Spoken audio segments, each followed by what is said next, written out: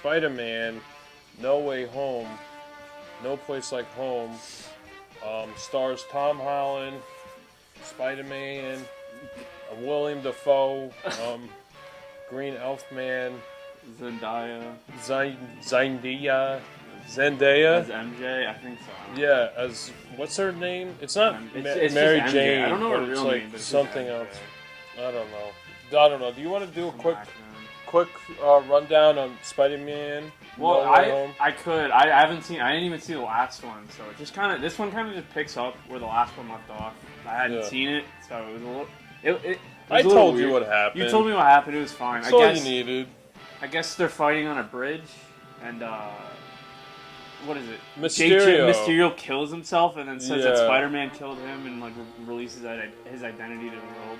Basically, yeah, So, and he like alters his drone footage because he's a master of illusion. So he made the drone footage look like Spider-Man killed him. So everyone hates Spider-Man. Yeah, and that's where we start. He's like swinging through New York City. Yeah. His identity's revealed on Times Square and all that shit. So well, yeah. So what are your thoughts of the movie, like overall? I thought it was really good. I think it's much better than the Marvel movies that have been coming out lately. I think it's the best Tom Holland Spider-Man film out of the trilogy. I've only seen the first and this one, and I like this better than the first one. The first one's good, but it's just like It's too it's static. another origin story. Yeah. And it's like I don't know. They don't even do the origin. I mean, they kind of do. It's nice. I like at the end of this where he kind of is taken out of the cradle of Tony Stark with like all his technology. He's kind of like now he's in his own element. So I'm actually curious what they're gonna do in the future. I hope they make more new Spider-Man movies. But Yeah, they have to. After that. yeah, that's what I mean. I mean, I know Tom Holland's like saying he doesn't want to or Wait, whatever. really? I don't know. That's what I've been hearing. It's just rumors. You But got that, he's gonna fucking do it because what is he making now? Stupid bullshit. Yeah, Uncharted Uncharted, that that's what I no was one's gonna gonna say. like.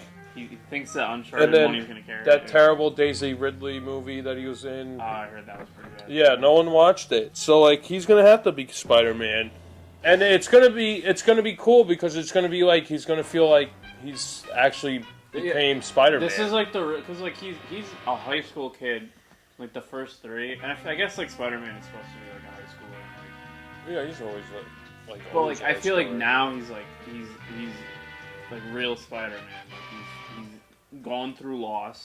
Exactly. He lost. What's her name?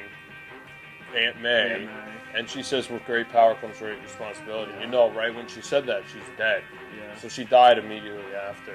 He has like real big boy problems now. Mm-hmm. It's like I don't know. Everyone forgot who he is. Yeah. So, like, I'm actually curious to what they're going to do to, like, move on the franchise. And I hope, you know what'd be cool? Like, they set up Daredevil. So I hope, like, he works with, like, the underground Marvel characters in the future. Like, he works with Daredevil and the Punisher and that kind of shit. Because now he's, like, an underground character because no one knows who the fuck he is, and he doesn't have the tools that Tony Stark gave him. So Yeah. I'm hoping that would be the case. So like he becomes like within like that element, like the like Hell's Kitchen realm of. Yeah. Well, that's what it feels like. Cause like now he's just like living in an apartment alone. He has no friends, and it's like I think before I feel like I don't want to say he was acting selfish, but like it felt like every time you saw Spider-Man, like every act that he had was like for him. Really, like he saves people, but like they're all to advance his story. I feel like now he has to like.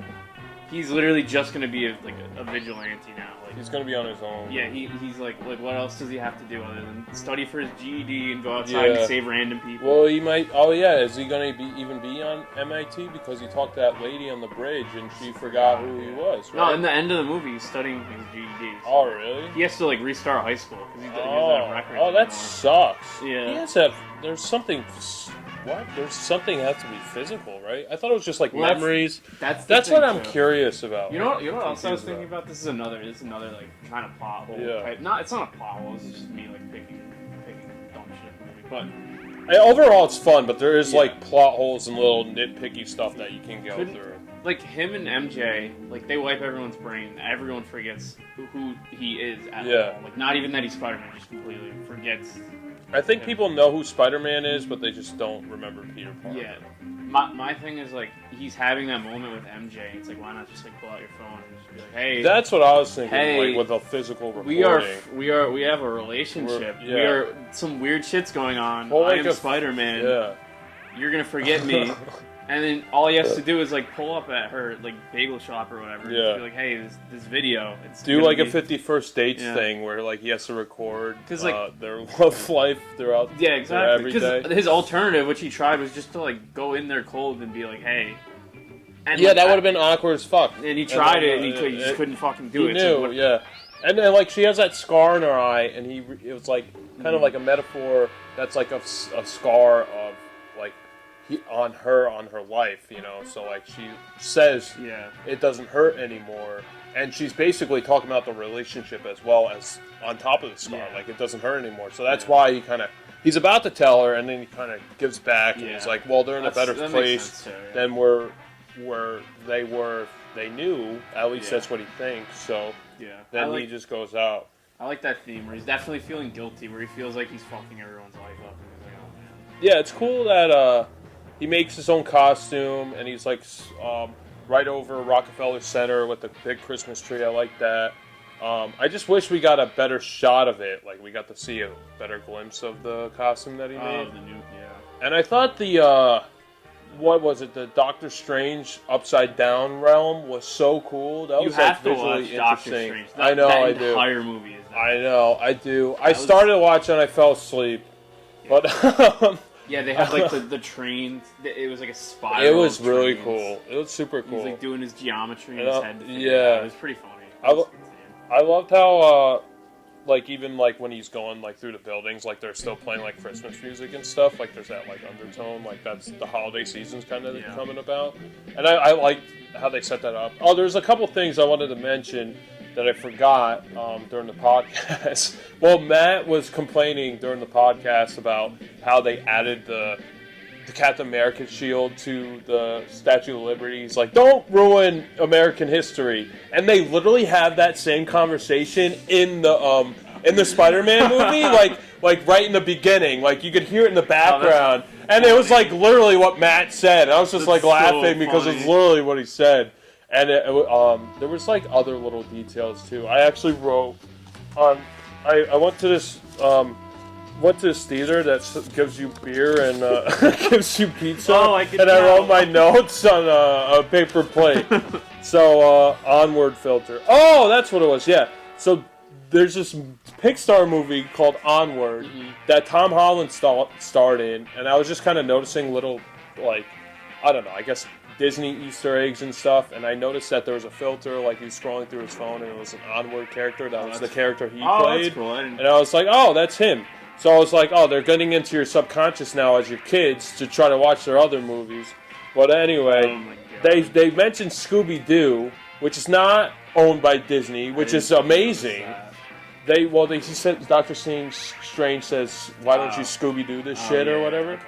And that's owned by Warner Brothers, which is Warner Brothers owns DC, so like they're in direct competition with them. So I thought that was kind of interesting that they're referencing direct competition's, licenses. But I guess whatever. Scooby-Doo is well known, so like it's not like they have to pay DC every time, or Warner Brothers every time they mention like their licenses or whatever. I just thought that was interesting. I was like, what would have been like a Disney alternative that they could have said, but I don't know. You can't really even think of one. Maybe Peter Pan. I get not really. No. I can't. Oh, and then at the end of the movie, with how they're complaining about the Statue of Liberty, they fix it. By destroying it, they break the shield off, and then it's just a regular Statue of Liberty, and then like it holds on that shot where it's fine. So that was kind of cool. I mean, they fixed it at the end of the movie. And I already mentioned that part. So those are all my notes. Yeah. So yeah, I don't know. I have like a feeling. Yeah. What else? What else do you have? Those are like the little minor things that I picked up on. I don't know if it was on purpose. It definitely. I don't know if they had it in mind, but You know how he like takes Doc Ock's arms and just takes control of them at one point? Yeah. You know what that really reminded me of? Nanotech. It reminded me of Superior Spider-Man in a way. Do you know that story where Spider-Man Spider-Man dies and Doc Ock becomes Spider-Man? Yeah, and he has somehow? the arms too. So I was like, I don't know if that's like on purpose, like supposed to be kind of like that. That's so weird. It's cool. I think I have the first one. It's an interesting. I'll have to check it out. Oh, speaking of new comic books, hold on, I'll come back. Tony, keep talking. I think. What else is there? Oh, look, I just got this. I got the OG Spider-Man's collection. This is the first time Tony's seen this. He didn't even know I got this. I didn't even know Spider-Man. I don't even know what Spider-Man is. He didn't even know Spider-Man existed. And I thought the comics came after the movie, honestly. So I had a dream that I was reading the original Spider-Man, so I had to buy it. So now I'm gonna read this, so I'm gonna know everything about Spider-Man. You know what bothered me about it, and it's not even the movie's fault. It's just the way that Marvel works now in general. The reveal of Tobey, and Andrew, a little underwhelming. Everyone. I mean, my friend Jake watched it and he said he didn't know, but like everyone that's like kind of tuned into the movies knows that's gonna happen.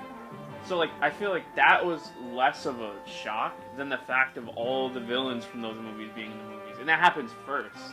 Yeah, I mean, I feel like I was more shocked when Electro showed up than when Tobey showed up. Yeah, I was too. Well, they were talking about, but they didn't show them in the trailers. I almost wish they did I don't know what would have been better marketing. Was to reveal the villains or reveal it's not even the Spider-Man. I almost wish I didn't see any of the trailers. I wish I went in blind. I didn't know anything. But they revealed too much in the trailer. I don't think it's the trailer. It's just the fact that everything leaks nowadays, and everyone you can just look up and see what actor is like contracted to what movie because that information to just look on IMDb and see who's like casted as. And that goes out before the movie comes out. Yeah, so I mean, you almost have to put your blinders up for that kind of stuff. Like I wish I didn't see any of the trailers. It would have been, I think, a better experience if I didn't even know Doc Ock was in it or Green Goblin. I mean, everyone kept talking about like Tobey Maguire and Andrew Garfield were going to be in it already. I was shocked Sandman was in it. Did you know? I think Sandman was CGI. Yeah, he was in CGI the whole time because the actor didn't show up. Yeah. And the Lizard. So that's why the Lizard and Sandman are completely CGI the whole time, obviously. Because the actors weren't there. So they had, I don't know, Connor mentioned that they had modules, like voice modules, to like kind of replace the actor's voice. I don't know if that's true with the digital I'm not sure. aspect of it. You know what else I found funny? I think this also like speaks to the quality of like some of the movies over the others. I felt like all the characters made sense and had like very good motivation, except like the villains. I mean, except like I thought Lizard the Lizard is just fucking insane. Like he's just like the Lizard has the worst. Like they're trying to fix everyone, and they all have like mental things, and it's like, oh, we're gonna fix this chip that like keeps your brain like going. Oh, William Dafoe is like fucking crazy. The Lizard, like, there's nothing to fix. He's just a scientist that wants to turn people into lizards. Like, you can't fix that. You just turn him back into a scientist. Is what they do. You can, but then, like, he wants to still fucking wants to be a lizard. You're not really curing him. You're just like, he's gonna go back to his universe and become a lizard again. Yeah, that's pretty funny. I don't even remember what happened to him in the original movie. Did he die, or like, does he just become a human? I don't know. I don't even You know what I do remember from that movie is we're watching that in Newport, and you're like, dude, just listen to this score for this part. And they're in the vents, and it's just someone banging on the keyboard.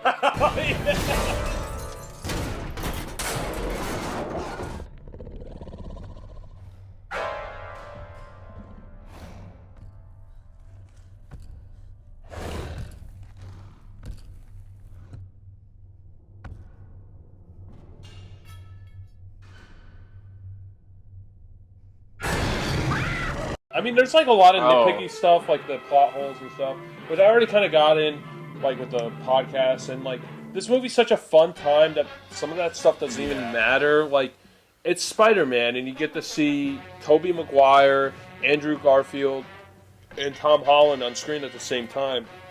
Yeah.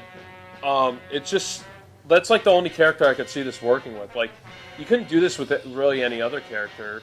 Like, Batman is just too like one note, it wouldn't even be fun like having banter with multiple Batmans because like they're all boring.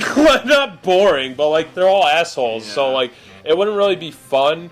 Like the only character I could really see this working with is Superman, but the actors who played Superman are like decades apart. So like half the actors who played the character are passed on. Yeah. So like Spider-Man's literally the only one who could have worked because they all played the character, you know, only a few years apart from each other. So like Spider-Man's literally the only character I could see this working with. If you had like Flash, I feel like Flash could be cool if like if there were like any works of fiction that like portrayed Flash. Yeah, that's true. Well, there's Grant. You could do Grant Gustin and Ezra Miller, which they kind of did with the TV show, but he shows up for 2 seconds. And I guess with Flashpoint, they're gonna. It's like this is gonna be underwhelming when Flashpoint comes out because they already did with Spider-Man. They're actually doing it right, and then when it took like 30 years to like set it all up. Yeah, they have, and then I guess is trying to rush through to make it. I think Flashpoint is gonna be this new Flash movie is gonna be. They're gonna meet Michael Keaton. It's probably just gonna be a shitty cameo, and then like a shitty cameo with Batfleck, and then I think he's gonna fuck up the universe. So like he erased the whole Spiderverse, which you know, and then they're gonna replace Superman with Supergirl, and Batman with Batgirl. So it's like, don't do that. Don't replace the characters that we love. If the new movies end up being good, then I guess it's worth it. I can see them. I don't mind them making a really shitty, sloppy movie just to reset everything, as long as everything past this is quality. They got to do it somehow. I think they should just stick with the Snyderverse, but just continue on and get different directors and have it a different direction, like they did with James Gunn's Suicide Squad, because that was actually a good movie. If they just get different directors and just kind of like, you know, have a different vision, I think it would be fine. I think they have enough of a baseline where they could kind of work off it. And it's nice with the DC movies that are at least like shot and filmed, so you could tell like there's a different quality than what Marvel's doing when it's shot digitally. But I don't know. I'm kind of nervous about this whole thing with them like erasing the whole universe. At first I was kind of with it, but now I'm like hearing we don't have a Superman, we don't really have a Batman, so what the fuck do we have? You know, it's like we're gonna get rid of all these characters that everyone loves. Then what's happening with Batman? He's not even like a part of the universe at this point, so it's just so confusing. They just don't know what they're doing. They have no idea. And then the Joker, it's like its own universe, and then Batman's is his own other universe, unless they get the Flash to fuck up the universe again, and then he like adds them to it. I don't know. It's like it's just such a shit show. But like Marvel's doing it so perfectly right that like it's like like everything DC's doing is just like on the side. It just doesn't matter. That's the thing about Marvel. It's kind of crazy. Like they have missteps. They have movies that come out that are pretty. Yeah, but they're never like terrible. They're never like awful. They're either like really boring or like kind of bad. But they're not gonna like be so bad that they ruin the whole timeline. Yeah. Like everything, like from the beginning to end, has been solid. They haven't had to do much or any retconning. It's been slowly building this perfect, like not perfect, obviously, but like a good story. They have a good baseline. Yeah. Like DC nothing that they do. Every underwhelming movie is not as underwhelming enough to break it. Yeah, except I'm a little scared of the Sony movies trying to insert themselves into it. Because I feel like they could start messing with it. But like it's like the only cynical thing I don't like about what Sony's doing. Because like an average moviegoer is going to go like, oh yeah, this is part of the Marvel universe, but it's not. You know, it kind of is because Morbius has the Vulture in it. Michael Keaton's Vulture is in the movie. Oh really? So I don't know what's going on with that. And then like the average movie-going audience is going to think that's part of the Marvel universe, which it is, but it isn't. It's a whole different studio who they don't really know what they're doing either. That's why they have Disney picking up the pieces. Yeah. But I don't know. I'm kind of nervous for what DC is gonna happen. What's gonna happen to them? I'm excited for Marvel shit though. I'm excited for the new Doctor Strange. It's gonna be directed by Sam Raimi. Oh, that's which gotta is be fucking great. awesome. Yeah, Sam Raimi's the best. Yeah, Sam Raimi is the best. I'm surprised they didn't get him to direct the Spider-Man movie. That would have been cool. But I understand, like, they want to keep the same director. especially using Sam Raimi characters like the Green Goblin, Doctor Octopus. The only thing I didn't like is like how they're poking fun at the other villains from the other movies. I'm like, dude, you're Spider-Man. You're stupid too. Like they're like acting like they're a little above that. You know, like, oh, you're an octopus. You drink salt water. And like that's stupid. That was like dumb. I didn't like that. So one thing I didn't like, I think, does he say? I feel like he says it twice, or I might be bugging, but Green Goblin goes, "I'm a bit of a scientist myself." It's like you really don't have to repeat that line. Like, he didn't have to repeat that line either. I know people who liked it. I didn't like it. Yeah. I thought it was too on the nose. I thought that's like a grown knee slapper. Like, yeah, oh, like come on. Exactly. Like they low didn't hanging that. Fruit. That was low hanging fruit. Yeah. And then I heard people defending it, and I'm like, whatever. I don't. It's not like a huge deal. It's not the worst thing. Just like at the moment, it was just like eye roll. Like, I thought this was a weird line too with the lizard. He's like looking at MJ, and he's like, "There's no way that's his girlfriend. There's no way." I'm like, what the fuck? Who cares? Like, you're a fucking lizard. Why do you give a shit? That was just like a weird line. I don't even know why that was there. Yeah. And I didn't like how Happy was a bitch in the beginning, where he's like crying over Aunt May breaking up with him. It was kind of funny, but it was kind of lame at the same time. Maybe. I didn't see the last one. I've been so far away from Happy and like those characters that I don't know. It was just been going on with him. It was just kind of weird. I forgot Hannibal Buress was in these movies, and I was so happy to see him at that one moment. I was like, this guy. Yeah, he's in it, and then the guy who's in the Curb for Your Enthusiasm, who plays Leon, he was in it. I haven't seen the show. Oh, you haven't seen Curb? I know. I've seen like maybe one episode, but like I know Larry David. Oh man, I don't know. He's a good character. He's in the new seasons. I forget the actor's name, but no, I was surprised to see him too. And they have Martin Starr. He's like their teacher. He's from Freaks and Geeks and all this Judd Apatow stuff. So is he fucking? No. I forget the character. He's like the lanky guy with the glasses. Yeah. I didn't know that he was the teacher. That was funny. Yeah.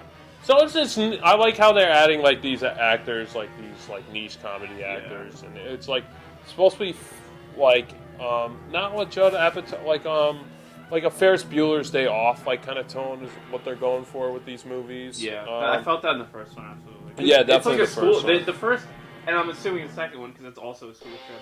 They're like school dramas happening, like at least half. Yeah, I don't. It was definitely there for the second one, but I don't remember as much as the third one. So, yeah. I mean, I don't remember. They definitely had like Flash.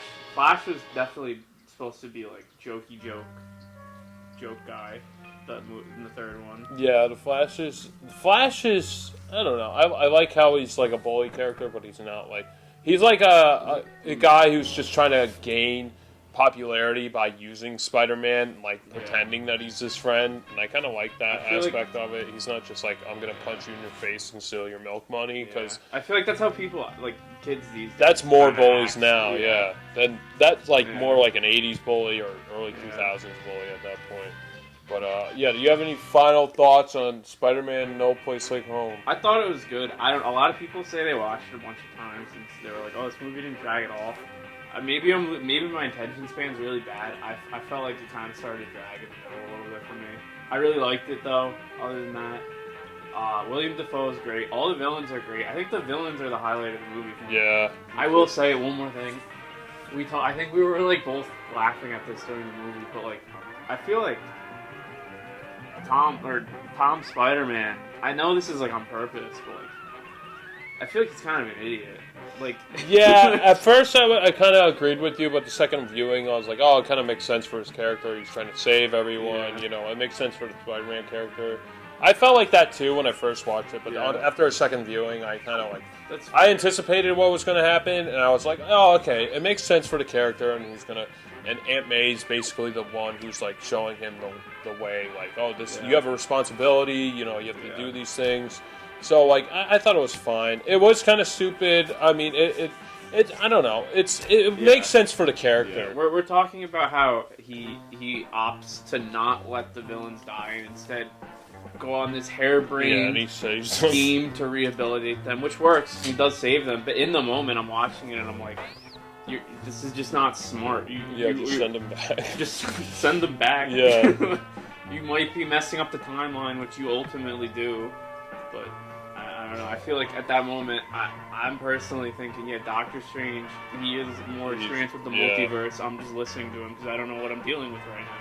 Yeah, if I was Spider-Man, I probably would have listened to Doctor Strange. Yeah. I don't know. Maybe that makes us bad people, yeah. but like, this is just cosmic science bullshit. I don't want the multiverse to implode on itself. Exactly. And then that's why Peter Parker loses all his friends and his loved ones because they don't know who he is because of that decision. Yeah. So he does have consequences for that choice, which I did like about that. Yeah, I do like he made that choice and he makes. Yeah.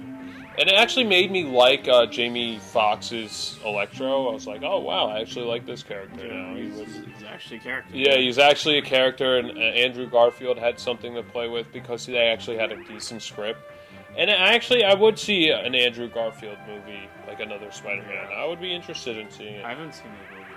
Yeah, I don't want to. I don't want to see those. But if they continue on, like, I'll watch those, you know, if they actually have a good director. And are they talking about doing that? I know fans are kind of riled against, like, up for it. I know. I've seen a lot. I thought it was funny. In the movie, they kind of poke fun at him being... Not poke fun, but they mentioned, like, oh, he's like, I'm not... He's like, oh, I fought. Oh, I know. He's like, oh no, you're amazing. Toby's like, oh no, you're amazing. Oh yeah. I thought that was funny because it's like I feel like that's how like the fans feel. Yeah, it's like pretty meta. But since this movie came out, I feel like I've seen a lot of younger people on the internet like defending it. They grew up on that movie, not like us. I grew up on Spider-Man 3. I was more Tobey Maguire. Yeah, Tobey Maguire. We both. But like they're like, no, Andrew is the best Spider-Man, which is not something I've seen on the internet ever, which was like pretty interesting for me to see. So maybe. Yeah, I mean those aren't good movies, but yeah, if they continue on, I'd be interested in seeing it. Yeah. And I thought Tobey Maguire, I would have liked if he was a little bit more goofy, but I understand why why he just kind of phoned it in a he little did bit. Seem like he kind of did seem. I got that vibe too. He didn't seem like he put a lot of energy in it. Like Andrew Garfield seemed like he put 110% into the performance, and Tobey Maguire was just like, "Hi, I'm here," and then that's all he needed to do, I guess, like to win people over. Like it won me over, but like. I did feel like that too. Like he wasn't putting a lot of energy. It would have been nice if he put like a little more energy, youthful charisma into his role. I understand he's supposed to be the stoic, he has more examples of defeating these kind of crises, but I don't know. It would have been nice if he was a little more energized, you know. He just kind of seemed like he was just there. I don't. It's weird because it's like you watch it and you don't know like where the line of like his character being like almost 40 years old. Like I don't even know how old his character's supposed to be. But that Peter's older, so maybe he is a little bit more subdued. What's the line between that and him just showing up for the paycheck and being lazy? You don't know. Yeah, I don't know. I have no idea. But who knows? I mean, I guess he's the same age as William Dafoe was when he did the first Spider-Man. That's interesting. Which is pretty weird. Dafoe showed up and nailed it. He took over the show. Yeah. He took over the whole show. Like he's the best part of the whole movie. And I'm like kind of glad that they broke the mask because you get to see his face and his expressions throughout the whole movie. Body slamming Peter through concrete. Yeah, that was awesome. Like drywall, and like floors and stuff. He's like, he's doing like wrestling moves. He's like a maniac. It's insane. He seemed like stronger in this movie than he did in the first Spider-Man movie. Like they actually showcased his super strength. I mean, they did a little bit when he throws that guy back to formula through the window glass, but other than that, his portrayal is might be my favorite in this movie in particular. Might be my favorite villain portrayal. Any movie. Yeah. It's he's definitely the best. He's my favorite MCU villain, and he's fucking from the Sam Raimi movie. So he's the best MCU villain, and he's not even from this universe. So that shows how great William Dafoe is. Yeah. I don't know. I'm going to stand by my rating. I'm going to keep this an 8 out of 10. That's how I rated it on the podcast. And after a second viewing, it did solidify it. I think I sounded a little more harsh on the podcast than I wanted to let on. But there's a lot of things to really enjoy about this movie. Like, you wouldn't get this with any other character, seeing, like, 3 of a kind of one character. Like, I would have loved to see that with Superman. But, like, you know, half the actors are dead, and there's just too much time in between. You couldn't do that. The only character you could do it with is Spider-Man. So it's the only way it would work. Yeah, For me, it's tough because like I want to give it a fair rating, but I don't know how I could unbiasedly give it a rating when I know the twist. And I feel like the twist is the most important part of the movie. Mm-hmm. So I don't know. I want to stick with a 7 just because like there was between that where he's trying to rehabilitate the villains. I felt like that's where like I was starting to be like, okay, when are the other Spider-Mans gonna show up? Because I know it's coming, and it's like I don't know, maybe a 7. I just felt like it dragged at a certain point. I feel like I'm unique in that opinion. I feel like not a lot of people. I don't think it. For me, it kind of dragged a little bit in the beginning, just to build up to the villains and everything going on. I was loving the beginning. I don't know why. I don't know. I was like kind of waiting for all that stuff to happen. And once it happened, I was with the movie. I don't know. So I guess to each your own. It really depends. I think the pacing is really well paced. Like there's no other way to really do this better, I don't think, because there's so many characters, so many villains, and 3 different Spider-Man. They all have something to do. They all have arcs besides like the Lizard and Sandman. They kind of have something to do, but Lizard's in a van. Weird thing. Sandman is like it's just not a problem the entire movie until the end when he's like, I just want to start fighting Spider-Man. Yeah, his character development wasn't really there. I don't remember. I think they did explain it, but why is he want to fight Spider-Man? He's just fighting them because I think he thinks that's the fastest way he's going to get to go home, by just taking the box at that point, I think, instead of trying to rehabilitate all the villains. It's kind of not as clear as it could be, but you know, there's something there. He just wants to go home, I guess, and like. It's kind of weird that he's trying to kill Tobey Maguire's Spider-Man when he I don't like good, that because that's actually character development with him. Yeah. In that kind of undoes the third movie. Yeah. It's like in the end of the third movie, you like him, like he's fine, like he's a normal human, and now he's just undone into a villain again just to be. It makes sense that he's fighting the other Spider-Man because he doesn't know them, but he's like literally killing Tobey Maguire's Spider-Man, where he has like a camaraderie. Like they have an agreement, so I don't know. Yeah. Whatever. I mean, that's that's actually true.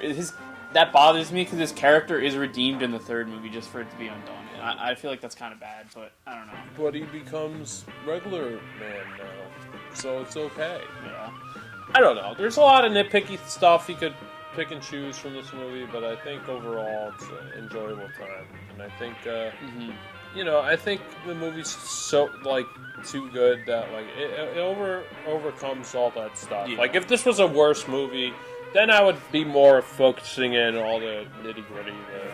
Like if it had no character development, then I would go like, all right, this was wrong and this was wrong. But all the characters had great development, so I'm not so mad at it. You know? Yeah, I feel like you can put this in front of them.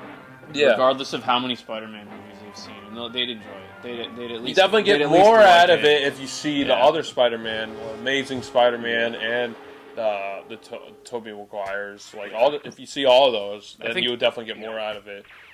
Like when Andrew Garfield catches MJ, like it's like a cap to his story arc. You know, like you know that he missed his catch to save Gwen Stacy, and he kind of redeems himself, and he saves Tom Holland's love life, I guess. Yeah.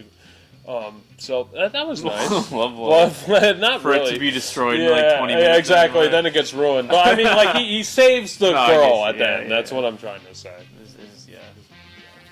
But yeah, overall good movie, and I think you should watch it. Yeah, it's good. I recommend. You know, we definitely recommend this. Yeah. So I guess this was Josh Tony Movie Mob signing off. That's what we're calling. We're actually calling that? Yeah, that's been titled for every other episode. You said they weren't titled that, and I even went back and I looked at them. They're all titled that, so I don't know what you're talking about. Maybe I'm wrong.